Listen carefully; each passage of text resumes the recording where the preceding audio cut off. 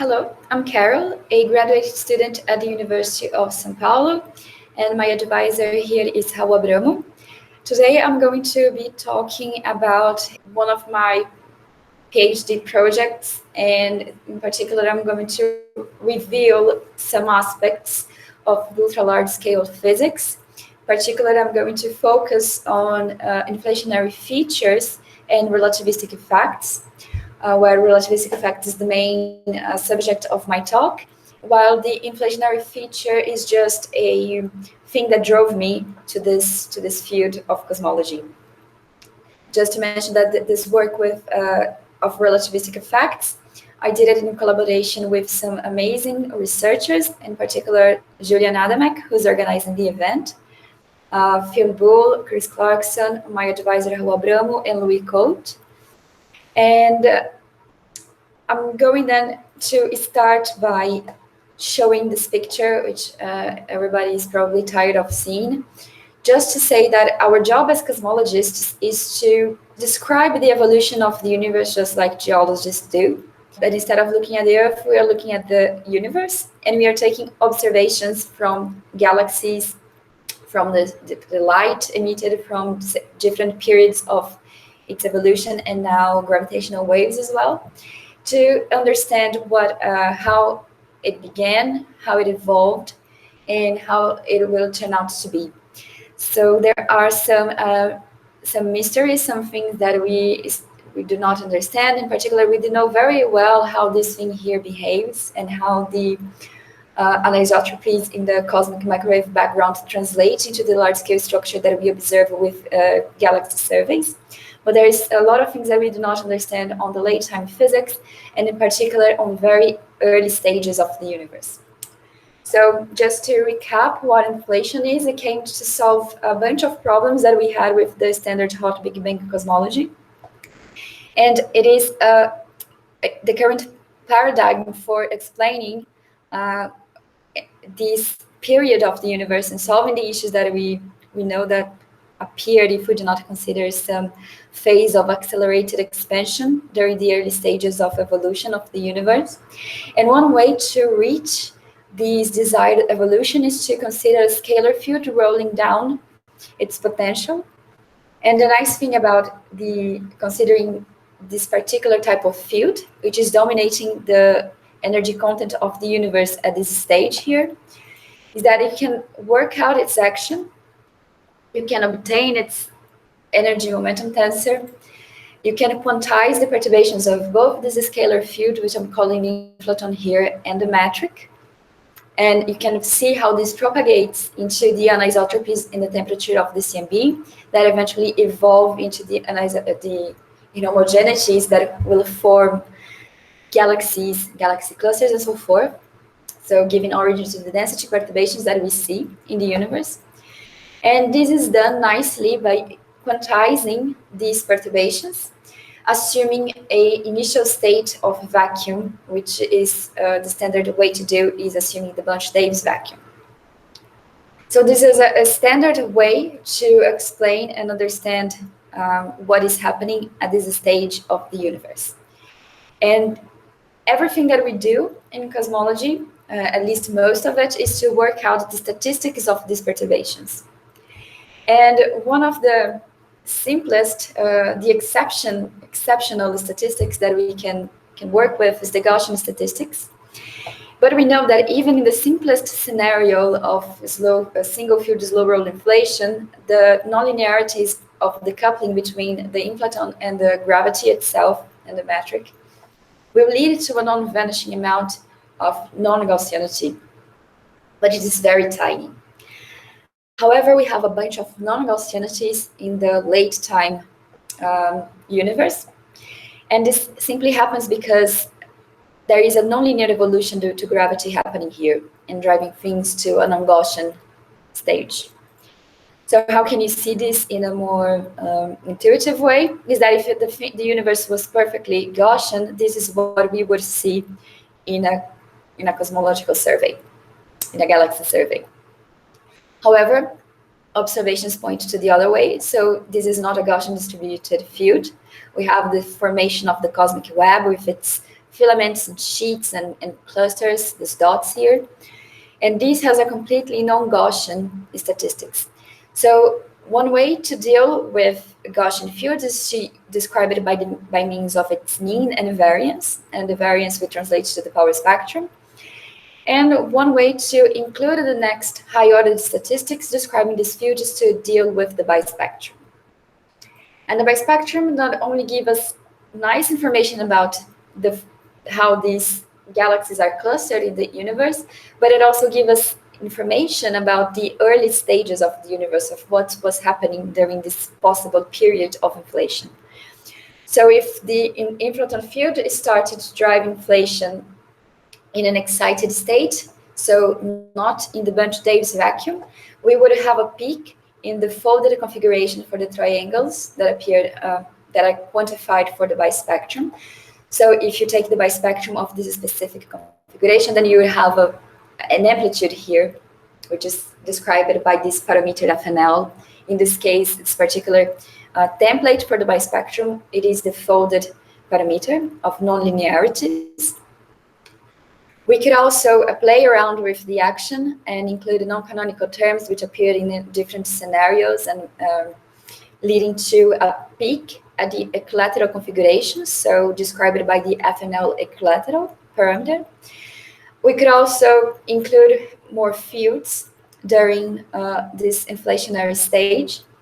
And the inclusion of a multi-field inflation would lead to what we call a local type of primordial non-Gaussianity, so your bispectrum peaks at the local or squeezed configurations.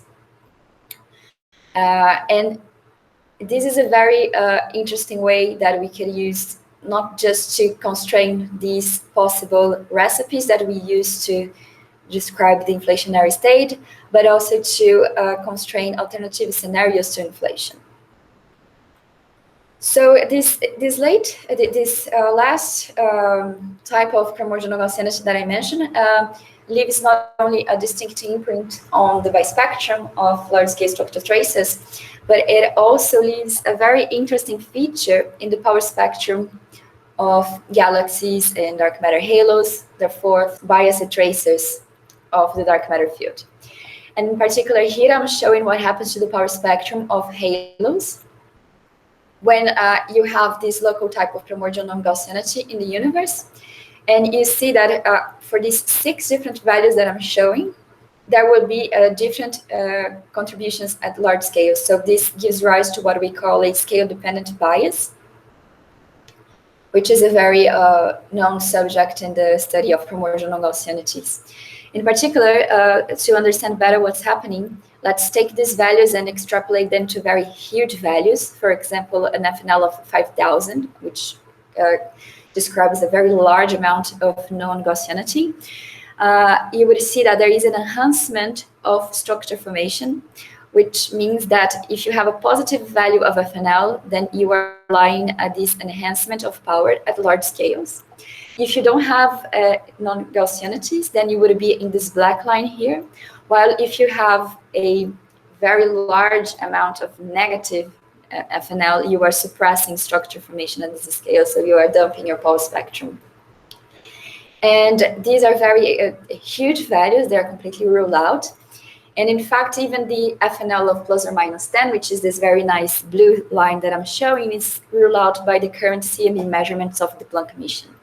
So the latest constraints on this parameter from CMB tell us that if you want to constrain primordial non-Gaussianities of this particular type, we must go to very large scales. And in these very large scales, then we might have some hope to measure what is the FNL with the power spectrum.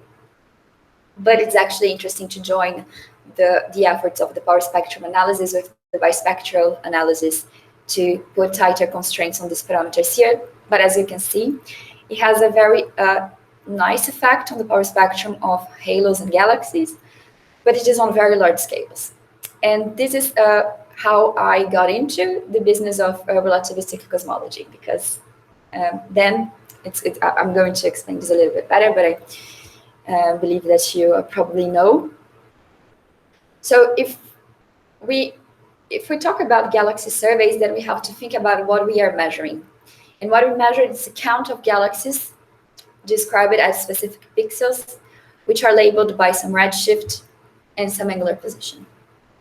And relativistic effects starts to appear as we go to these ultra-large scales. And one of the, I like to show this one here, despite that this is not going to appear in the remaining of my presentation, but this is a very intuitive one, which is the gravitational redshift suffered by the photons of galaxies. So what we observe here, if it's a symmetric situation, where the real positions of two faint galaxies, F1 and F2, are at the same distance from a brighter galaxy at the bottom of the potential of this cluster. And if you want to look at this system, these galaxies must emit photons. And so these photons must climb out of this potential to reach us here at the observer, to reach our telescope so we can detect. And our telescopes are looking at a particular line of sight of this situation, of this system. And the interesting thing is that because there is this effect of gravitational redshift, so the photon emitted by this bright galaxy here at the bottom of the potential will have to lose a lot of energy to climb out of the potential and reach us, while the photons emitted by these two faint galaxies here do not have to climb such large potential, and they lose less energy than the case of the photons emitted by the bright galaxy. So a situation that was originally symmetric along the line of sight became asymmetric simply because the bright galaxy, the photons of it, lost a lot of energy. So it has a larger redshift, as we could infer by looking at the line of sight. So we break the symmetry along the line of sight simply because the photons are suffering this gravitational redshift. And actually, the thing happens for a bunch of other effects. So the universe is not homogeneous. So perturbations around the pure Bridgman-Lemaitre-Robertson-Walker metric describing a homogeneous universe gives rise to a bunch of effects that have the power to break the symmetry along the line of sight. And then, so if you compute the count of some tracer alpha in redshift space of how we measure, you'll see that it will appear here the usual Kaiser effect of redshift space distortions, but you will have also an imaginary piece. And this A alpha here, I'm calling the Doppler term. So I'm collecting only those terms that break the symmetry along the line of sight. And this A alpha is going to carry a bunch of relativistic effects. And there are also here another terms which I'm not accounting for. So I'm only taking terms proportional to this breaking of symmetry along the line of sight.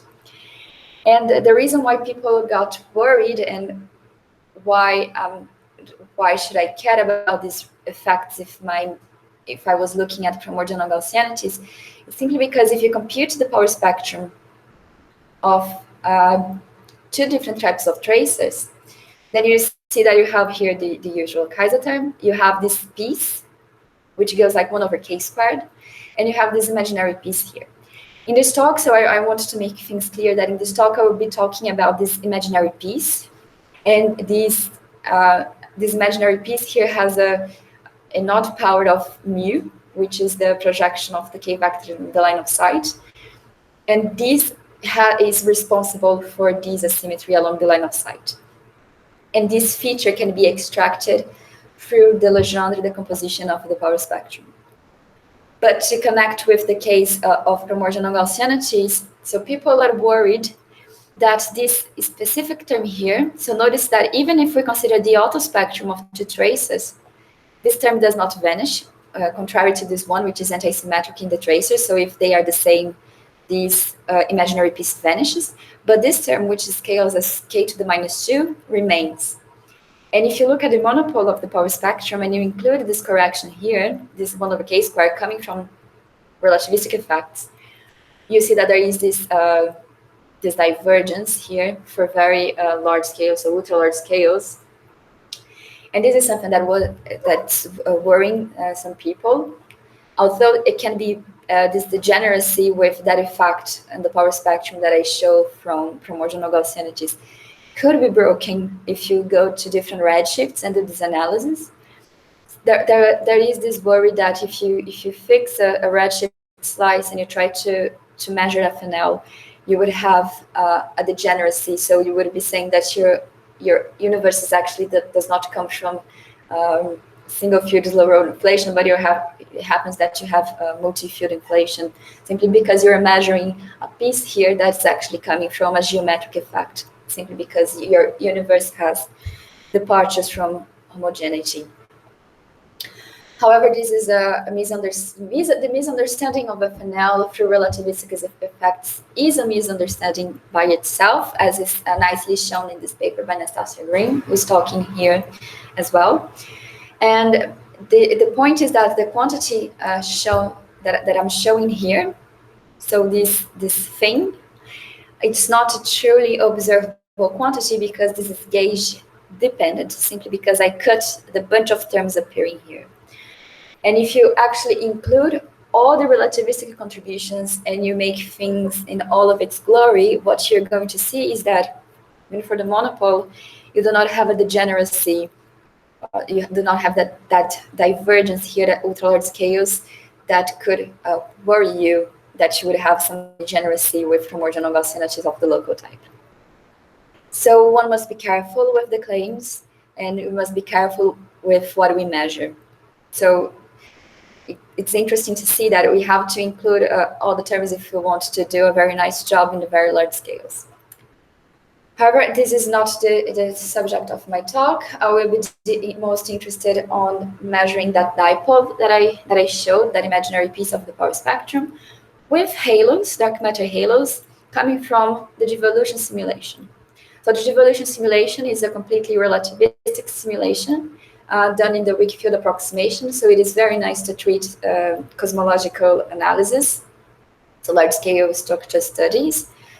And what I'll be talking about for the remaining of my presentation is about this work here that we did last year. And for that, we consider a halo catalog in a light cone after a processing of ray tracing to include all the effects along the line of sight in the redshift. And we dealt with 3 different samples, so 3 different redshift beams, but I will only be showing the results for this particular slice here that goes from 1.7 up to 2.1, simply because the other results are very similar to this one. So what we did is that we took this halo catalog and we split it into different halo populations. In this exercise, I split these quantities in such a way that the mean number density inside this slice for each of these 3 samples were the same. But you see that there is this H naught, which is the blue one, is the lightest sample, but they all have a similar value. So the shot noise is not something that you have to worry much about. It's the same for all of the samples.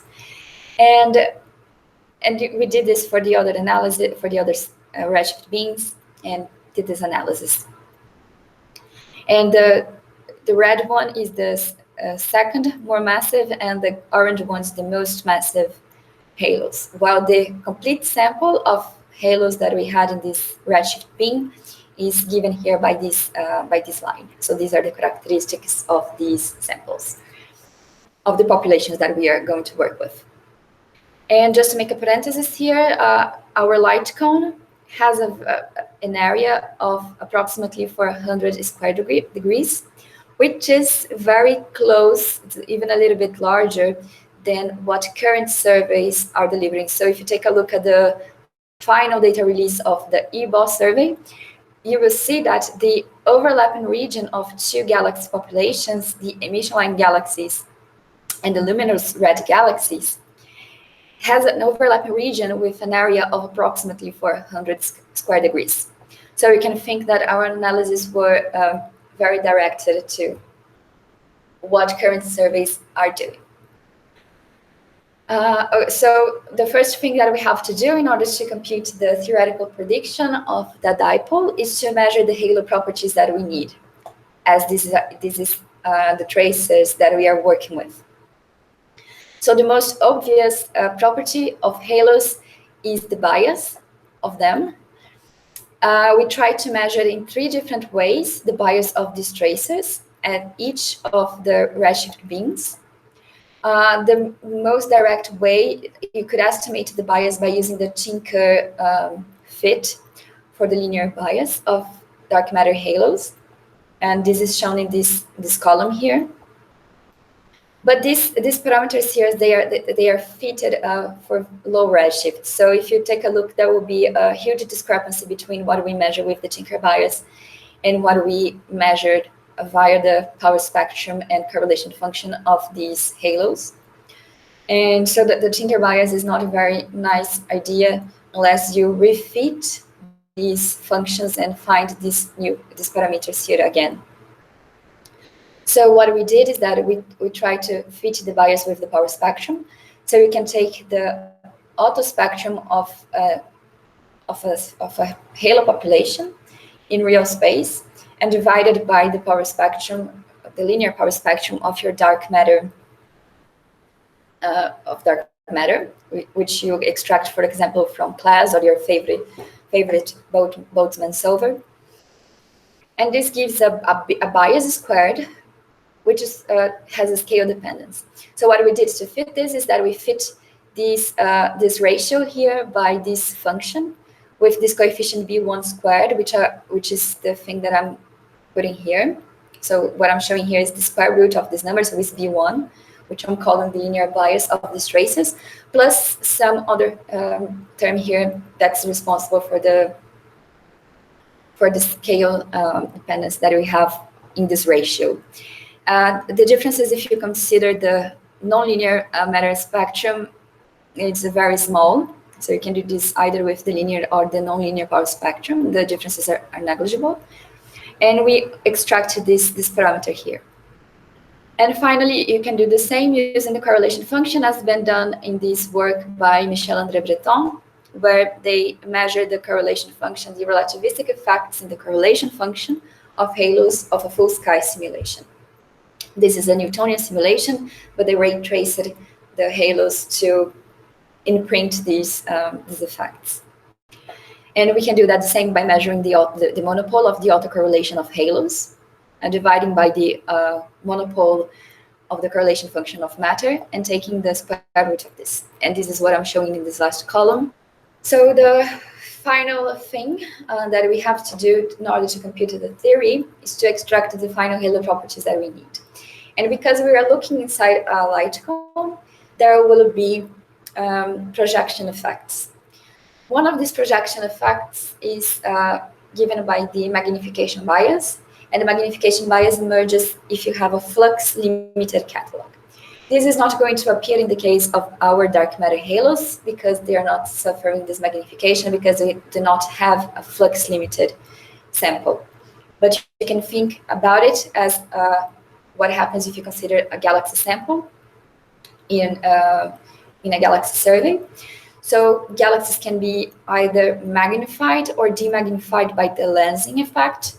And if these galaxies are magnified, they could enter your flux limited sample even if they are not bright enough to enter your sample. And the other way can happen as well. So a galaxy which was bright enough to enter your flux limited sample gets demagnified and you lose those galaxies. So this is an effect that you must account for if you're dealing with populations that are subjected to this effect. But in the case of dark matter halos, this is not something to worry about. The only thing that remains to worry about is the evolution bias. So the fact that halos are merging to form more massive structures. The same thing happening for galaxies. So the number density is not conserved along a redshift, or if you prefer, a scale factor. So one way to do that is to measure how the number density, the mean number density of these halos vary if you look at each of these redshift beams. And then you can do as Enea Didio and Florian Beutler did in this paper. So we follow their suggestion to fit a straight line to this evolution. So as you can see, the more massive halo you have, the larger will be this slope, meaning that the larger is the variation that you have with redshift. And by fitting this function, you can find these coefficients, and you can make a derivative of this with respect to the redshift to compute the evolution bias. So what we did was following their work, and then we found the evolution bias of our halo samples. You can see that the more massive halos you have, the larger it's going to be this evolution bias, and this effect must be taken into account when you do an analysis in the light cone. So this is a very important effect, and it's going to be contributing to this A alpha and A beta. So you see that if you cross-correlate different halos, they will have different linear biases and different Doppler terms. So this thing here is a non-vanishing quantity unless they are the same. And now finally that we have the theoretical predictions, we needed to measure this thing. And now the real life fish is appearing because we're dealing with a light cone, so this thing is not a box. So we cannot treat the universe as a box. So making light cone analysis, even with simulations, is the closest thing you can have to a real survey. And this is the fact that the universe is not a box, so you have a selection function. And also the lines of sight will depend on the position of the surveyed object. So if you're looking at this pair of galaxies, they have one line of sight with respect to the observer. Then this other pair is going to have another line of sight, and so forth. So a way to do this is to use the Yamamoto estimator that I like to dub the YBS estimator, simply because this has been expanded very nicely in these two papers, which I think that popularizes this estimator. And the idea here is to measure the power spectrum locally, so in different patches. So you go to a pair of galaxies, and you have this specific line of sight, then you can measure the power spectrum here. Then you can do this for another pair of galaxies. And finally, you can integrate over all of your line of sights to get a measurement of the monopole or the dipole, the quadrupole, and so forth. So we can measure the multiples of the power spectrum in this way. And the way that it works is that instead of adopting this line of sight, which is a very time-consuming thing, you can use this, what we call the endpoint line of sight, which is this S1 here, to measure this local power spectrum in a very nice way with fast Fourier transform and make life easier. But this is going to have some subtleties that we can discuss in the discussion session, if anyone is interested. But basically then what we have to do is that we proceed in the standard way to compute the power spectrum. So we have overdensity field that we defined as being this NG, which I'm calling NH here, which is the data, the galaxy or the halo sample that we have. I'm showing the XY plane for these of these three halo populations. So it's a cut that is specific redshift beam. And here I'm showing the random catalog that we create with very well sampled to describe to your estimator what is the selection function, what is the survey geometry that you have. And then you can proceed to estimate the multipoles of the power spectrum in this way. So this is a very nice way to extract the multipoles from data. And what we did is that I'm here just showing the case for the dipole. And basically, this is a recipe that you have to compute the dipole for your power spectrum. And it simply consists of taking these quantities here. So it's a weighted fast Fourier transform of your field, your overdensity field. In our case in particular, we do not account for any weight. So you could use the FKP weighting scheme, but we chose not to do it. And then finally, because we have the subtlety that we have a window function, we must account this in our estimator. So what we measure is not the power spectrum per se, but it's a convolution with the window function. And in this work here of 2015, they show a nice way to do that by computing things in configuration space. So you measure the power spectrum or the correlation function multipoles of your random catalog, and you can extract the window function multipoles. If you do this in Fourier space, then you need to translate it to configuration space, and then you can convolve in configuration spaces in a very nice way for the case of the monopole or even for the dipole. For the dipole case, this is discussed in this paper here. And you can do that, then you can take the Hankel transform of this quantity to obtain what is the convolved power spectrum with the window function. So this is a very nice recipe to include the effects of the window function. So showing the results, this is what we have for the monopole of our halo samples of this devolution simulation for this specific redshift beam. And what I'm showing here is what happens if you compute the monopole coefficient and multiply by the linear class spectrum of dark matter. And what happens if you compute the power spectrum of your cold dark matter particles and just multiply by monopole coefficient. So this is in real space, these two quantities. With the cold dark matter particle, it's nice because you introduce the window function naturally, simply because the cold dark matter particles within the light cone will be subject to the same window function as your halos. And we show this just to show how these things could vary. And this is the measurements that we have for the power spectrum, so it is nicely measured. We have here very large error bars on large scales because of cosmic variance.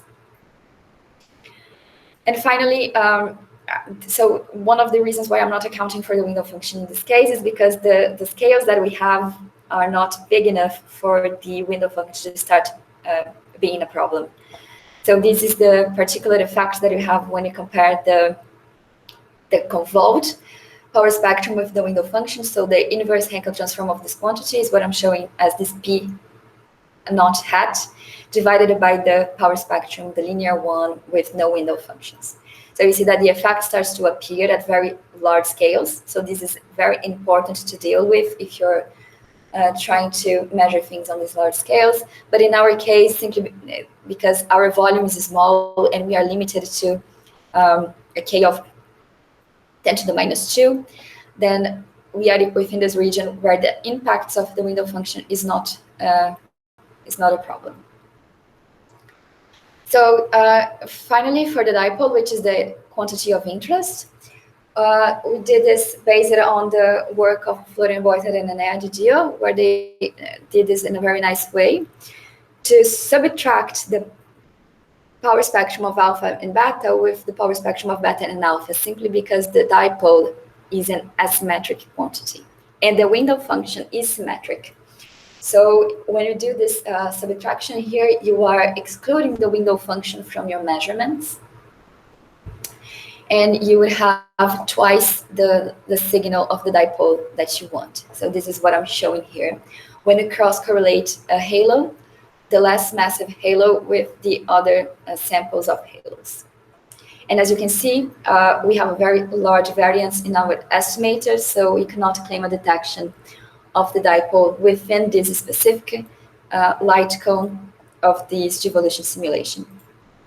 We try to do the same by combining the halos with the cold dark matter particles themselves, simply because this is where the signal is the largest, because this is has the smallest bias between our samples.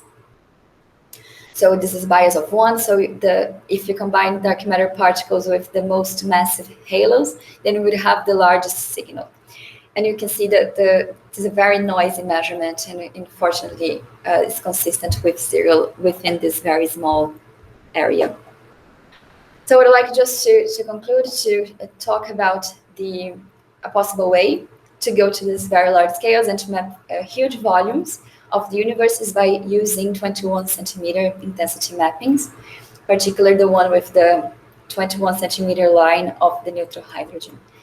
And here is just to show how you can improve the measurements of the primordial non-Gaussian parameters. So if you combine an Euclid light survey with an SKA-like survey, you see that the error is very small. And if you compare just the Euclid with itself, or if you just compared, just use information coming from the LSST survey. And if you join these things together, you see that the errors are much smaller. And nice way to do this is because the reason why is because you can go to very large scales, because your area of an SKA survey, it's huge, and the redshift range that it can cover, it's amazing. So this is showing here just the prospects for the inflationary parameters, but we can also look at this and try to see if this is an interesting thing to be used for the case of these relativistic effects. And finally, just a warning is about the foregrounds. So this dashed line here is the cosmological signal, while these solid colored lines are the foregrounds that are on the way of your 21 centimeter cosmic signal and the sources of noise that you have. So it's of ultimate importance to clean these foregrounds. And by doing this, you degrade your power spectrum.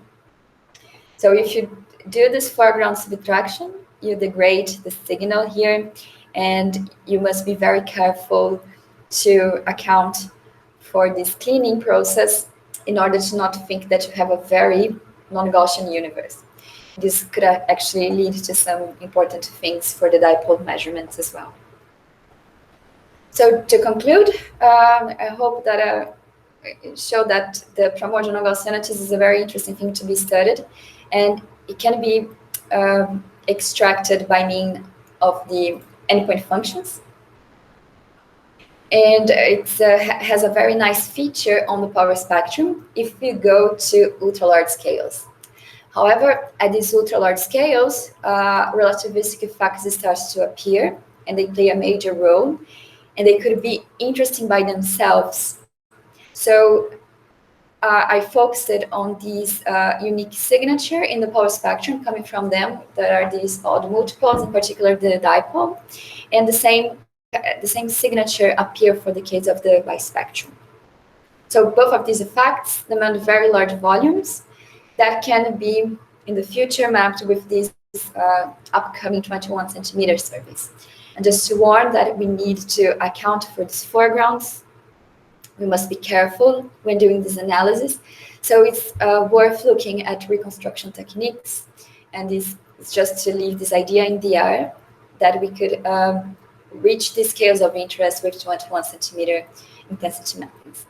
So thanks for watching. I hope you enjoyed, and I'm looking forward for the discussion session.